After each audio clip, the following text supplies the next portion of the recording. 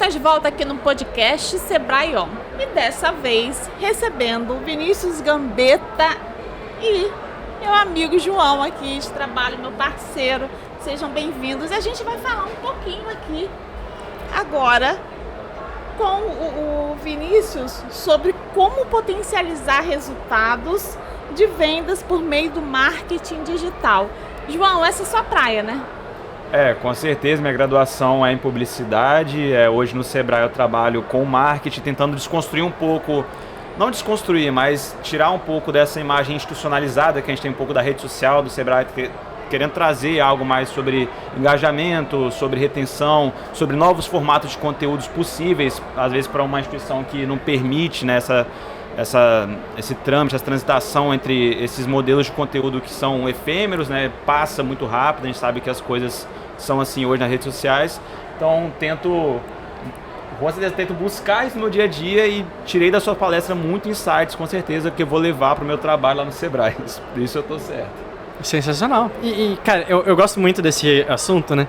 E quando o Sebrae me trouxe essa proposta a gente queria que você falasse sobre como potencializar vendas através da internet. Eu comecei a pensar como que eu potencializo as minhas vendas, né? Porque eu não sou o cara do tráfego pago, eu não sou o cara dos KPIs e das métricas e não sei o quê. E eu comecei a pensar, cara, pera lá, eu vendo, eu sobrevivo disso hoje em dia, né? E como que eu consegui fazer isso? E eu parei para analisar e falei, cara, eu faço isso através da criatividade. Então, para vocês terem uma noção, hoje estima-se que a gente vê mais ou menos 10 mil anúncios por dia. Tanto anúncios online quanto anúncios na rua e tal, na televisão. Então 10 mil anúncios por dia. Mas se eu pergunto pra vocês, de quantos anúncios vocês lembram de ter visto? Vocês vão falar pouquíssimo, sabe?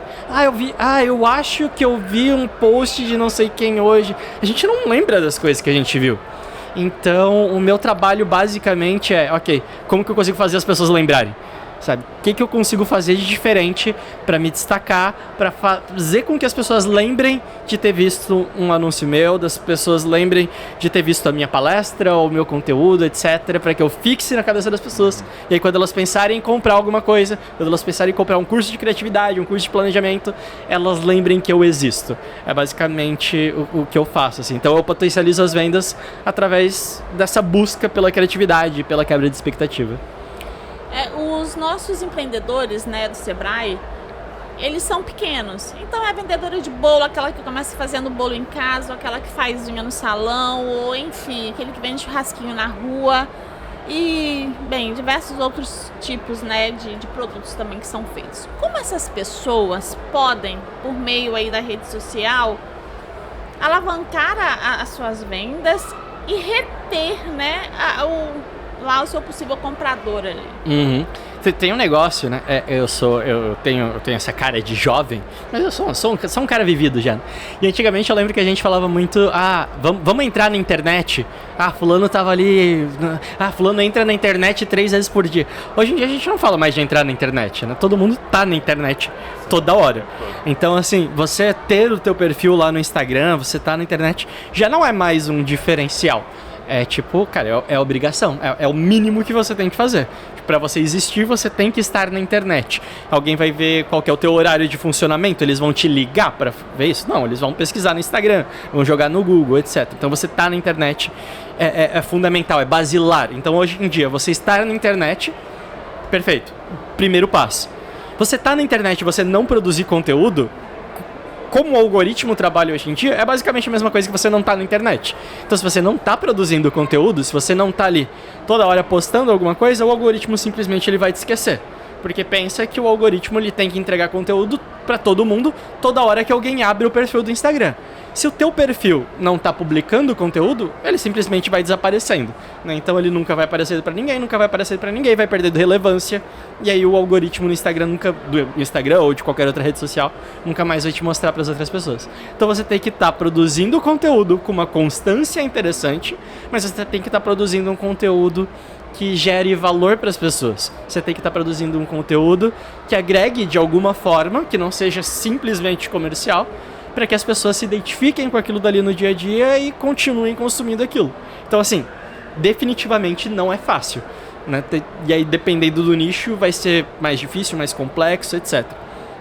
Pra resumir, o que eu acho que é interessante, eu costumo dizer que existem, sabe aqueles gráficos, gráfico de Venn, eu acho, que são tipo intersecção de círculos, assim? Sim. Adoro esse tipo de gráfico. Então imagina um gráfico desse com 3 círculos. Primeiro a gente tem que produzir um conteúdo que te dá tesão. Tem que ser um conteúdo que você gosta de produzir. Principalmente o pequeno empreendedor, porque provavelmente é ele que vai produzir conteúdo para ele mesmo. Então tem que ser um conteúdo que você gosta de fazer. Não adianta ser um conteúdo, porque eu vi uma trend tal, não sei o que, e agora eu vou ter que fazer aquela trend. Você vai fazer 2, 3 vezes e aí você não vai continuar produzindo porque você não gosta de fazer aquilo. Então tenta encontrar aquele conteúdo que você gosta, que você acha legal. Eu gosto de fazer uma receita. Pô, então vai lá e faz a receita. Acha o teu estilo de conteúdo. Não tenta ficar copiando dos outros, né? Faz algo que você gosta. Mas ao mesmo tempo, você tem que produzir um conteúdo que as outras pessoas gostam de consumir. Então você pode ficar testando várias coisas que você gosta de fazer até você achar algo que as pessoas também gostam de consumir. Porque senão você escreve um diário. Senão não tem por que colocar na rede social. Tem que ser algo que as pessoas gostam. E por último, você tem que fazer algo que você dá conta de fazer e que você consegue fazer com uma periodicidade interessante. Então, eu gosto de fazer conteúdo mega elaborado. Por mim, eu faria um documentário toda vez que eu preciso produzir um conteúdo. Só que eu não dou conta de fazer com uma periodicidade interessante. E aí não adianta eu postar uma vez por mês, que o algoritmo vai me massacrar. Eu preciso estar publicando todo dia, dia sim, dia não, ou com uma periodicidade legal. Então, se a gente tiver essas 3 coisas, conteúdo que me dá tesão, conteúdo que faz as pessoas... Que interessa as pessoas, e um conteúdo que eu dou conta de produzir, você vai começar a produzir conteúdo de forma muito natural. E aí você vai criando a tua base, a tua audiência, e você consegue se comunicar com eles muito mais fácil. Falei pra caramba, mas acho que é mais ou menos. Não, mas foi totalmente explicativo. Eu tenho uma pergunta técnica quanto a isso, assim, que eu acho que linka com a pergunta da Débora também. O feito é melhor que perfeito. Realmente funciona mais pro pequeno empreendedor? Como é que você falou de um conteúdo bem elaborado, você gosta de fazer algo bem elaborado, deixar de fazer um documentário, mas a gente sabe que o tempo e muitas vezes o trabalho do dia a dia não permite isso, né? Então, o feito é melhor que perfeito realmente para quem está começando agora a produzir seu próprio conteúdo? Demais. E assim, quando a gente tá dentro das redes sociais, a gente nunca sabe direito o que vai funcionar e o que não vai funcionar. A gente tem boas diretrizes do que vai dar certo ou não, mas assim, não importa quantos MBAs você tenha feito, quantos cursos você tenha feito, quantos coaches você tenha já contratado, você nunca vai ter 100% de certeza sobre o que vai dar certo e o que não vai dar certo. E a única maneira de você saber é você testando. Tem uma marca de chocolates nos Estados Unidos que é... eu não lembro o nome. Daqui a pouco me vem na cabeça. Mas como que eles fazem? Eles não criam conteúdo no próprio perfil deles. Eles contratam vários criadores de conteúdo. Cada criador desse tem um perfil e eles pagam pra galera. E o criador tem que produzir, 5 vídeos por dia. E são 30 criadores de conteúdo. Então é muita gente produzindo conteúdo pra caramba. E aí o CEO deles tem uma frase que eu gosto muito, que eles falam assim: a gente não fica procurando a agulha no palheiro. A gente pega o palheiro inteiro e eventualmente a agulha tá lá. Então quando você tá produzindo 100 conteúdos por dia, em algum momento algum desses conteúdos vai dar certo, sabe? Então a estratégia deles é: a gente produz. Algum desses vai dar certo. Então, com certeza absoluta, o feito é o melhor que o perfeito. Você tem que jogar para o algoritmo para que o algoritmo te dê esse feedback do que você precisa ir arrumando até que você vai conseguir alcançar e acertar eventualmente. Legal. E também acho que algo que a gente pode trazer para o pessoal que está assistindo a gente é que no início da palestra você retém a atenção através da quebra de expectativa, né? Falando estrategicamente sobre o Reels e alcance, retenção das pessoas em vídeos curtos. A quebra de expectativa é hoje, talvez, a melhor maneira de você reter alguém dentro do seu vídeo? Totalmente. Não sei se é a melhor maneira, é a minha maneira preferida. Com certeza. Perfeito. Porque quando a gente quebra a expectativa... Então, só para explicar o que é quebra de expectativa, né? O nosso cérebro está a todo momento tentando completar a história. Então, eu chego aqui e vocês imaginam, cara, como que eu vou completar? Qual vai ser o próximo passo? O cérebro tá ali, porque evolutivamente faz todo sentido. Se eu tô prevendo o que vai acontecer, eu consigo escapar de uma ameaça ou qualquer coisa do tipo. Então o cérebro tá ali, tentando entender o que vem a seguir. Se você quebra essa expectativa, então se eu chego aqui e eu faço um truque de mágica e eu jogo fogo da minha mão, vocês vão falar: opa, eu não esperava por isso. Automaticamente a atenção de vocês vem toda pra mim. Então é mais ou menos isso. Então, você deu o exemplo da palestra, eu abro a minha palestra perguntando se alguém sabe como tirar um hamster da hibernação. E é muito legal estar em cima do palco e ver a reação das pessoas. Porque tem gente que tá conversando, tem gente mexendo no celular, e aí eu pergunto isso, daí a pessoa para tudo que tá fazendo, ela guarda o celular e ela olha pra mim. Porque ela fala, opa, eu não esperava por isso. Então ela joga atenção pra cima de mim. Quando a gente faz isso no conteúdo, no Instagram, é a mesma coisa. Se no primeiro card do meu carrossel, se nos primeiros segundos do meu Reels, eu faço uma afirmação, eu faço uma pergunta que a pessoa não sabe responder na cabeça dela, ela vai querer ver aquele conteúdo até o final. Então, eu chego, por exemplo, e eu falo, sei lá, eu tenho uma empresa que vende bolo. E aí eu falo assim, você pode vender teu bolo igual um engenheiro da NASA venderia. E daí a pessoa vai falar, como assim, um engenheiro da NASA vendendo bolo? Não, isso não faz sentido. E aí, sei lá, ao longo do meu caminho eu vou falar qual que é a estratégia para aumentar a produtividade que o engenheiro da NASA definiu que a gente pode aplicar na nossa loja de bolos. Opa, legal. Então eu quebrei a expectativa da pessoa, ela não conseguiu criar uma resposta mentalmente para cima daquilo dali, e aí eu consigo reter a audiência dela até o final. Perfeito. E aí eu queria saber pra você qual é o conteúdo perfeito? Conteúdo perfeito, vai lá. Se é que ele existe. Isso é muito legal, porque a gente já falou que o feito é melhor que o perfeito, né? Mas o conteúdo perfeito, eu acho que a gente tá sempre tentando se aproximar dessa perfeição de alguma maneira. Tem até um livro que eu citei na minha palestra, que é o livro Contágio, Porque as Coisas Pegam, do Jonah Berger. E eu acho que ele dá toda a direção para que você sempre tente te aproximar ao teu conteúdo o máximo possível dessa perfeição. Não da perfeição do ponto de perfeição, da forma como a gente tem de perfeição, porque eu acho que daí é muito pessoal, né? Cada pessoa vai entender de uma maneira diferente. Mas conteúdo performaticamente perfeito. Então aquele conteúdo que ele vai viralizar, aquele conteúdo que vai ter muitos compartilhamentos, que ele fala sobre alguns gatilhos que você pode colocar nesse teu conteúdo, que sempre que você insere, as pessoas tendem a compartilhar ele mais. Então, por exemplo, a gente tem a emoção. Toda vez que você trabalha emoção no teu conteúdo, as pessoas tendem a compartilhar, porque elas querem fazer com que outras pessoas sintam aquela mesma emoção. É por isso que um post de político viraliza tanto.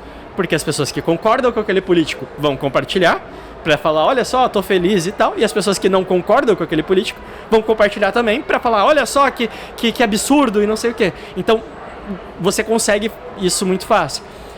A gente tem as histórias, então você tem um início, um meio e um fim, você tem uma narrativa, você ter reviravoltas no teu conteúdo é importante, você ter valor prático, né? Então valor prático seria o terceiro ponto aí, que é você ensinar alguma coisa para alguém no teu conteúdo. Sebrae faz muito bem isso nos conteúdos, então a pessoa tem o conhecimento X, ela sai do conteúdo com conhecimento X mais um, é o que a gente está fazendo nesse podcast aqui de alguma forma. A gente tem identificação, que é a pessoa olhar para o conteúdo e falar, cara, esse conteúdo é muito eu. É muito eu. Isso gerou uma identificação muito grande em mim. Então você vai adicionando esses pequenos gatilhozinhos no teu conteúdo que você vai fazendo de maneira intencional com que ele se torne um conteúdo mais compartilhável. Perfeito, muito João, bom. a gente costuma falar muito que as pessoas trabalham muito com card. Como fazer um card se tornar atrativo, ou esse já não é mais o formato que você deve utilizar? O que é que você fala pra gente sobre isso? Eu acho que as técnicas, elas meio... O formato, ele pode variar, né? E a gente vai utilizar a base por trás do conteúdo. Então, eu chamar a atenção, eu quebrar a expectativa para fazer um card, um carrossel, ou eu fazer isso em formato de Reels, ou no YouTube, ou num filme, ou num livro... É meio que a base é a mesma. Eu vou quebrar a expectativa, eu vou tentar reter a atenção da pessoa ao longo de todo o conteúdo. Vai mudar muito só o formato que a gente está fazendo ali. Então eu acho que super funciona. Eu gosto ainda de fazer um card ou de fazer um carrossel com 10 cards e tal. E é você tentar entender como que o mecanismo por trás daquilo dali funciona, né? Então, sei lá, quando você está na faculdade e tal, dificilmente o professor ele vai te ensinar como que a ferramenta funciona, porque a ferramenta vai mudar daqui 3 meses, sabe? Você tem que aprender o conceito daquilo dali, o que existe por trás, como que a cabeça das pessoas funciona, como que a atenção das pessoas funciona, e aí você aplica isso para o formato que for mais conveniente para você.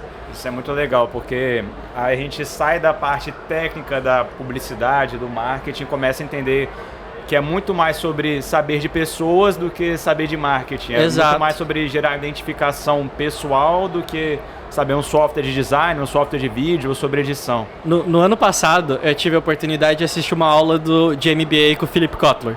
Philip Kotler é o pai do marketing, que honra, né? Exatamente. E o homem tem o quê? 98 anos, sei lá. 98 anos. Então, foi tipo, caraca, se não for agora, não vai ser nunca mais. Mas assisti uma aula com ele fez uma aula no MBA do Zoom e tal, e aí eu fui convidado para poder assistir essa aula, e no final eu pude fazer uma pergunta para ele.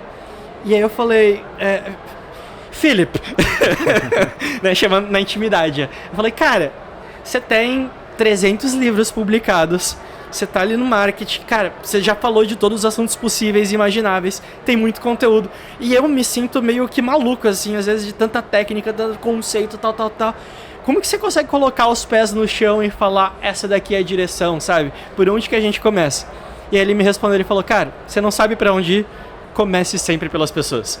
Então, marketing é comunicação, marketing é você falar com as pessoas. Então, tenta ir sempre pro princípio, assim, sabe? Você criou um conteúdo. Nossa, eu vou criar um conteúdo aqui para falar do SX, de como o Sebrae tá trabalhando aqui no SX.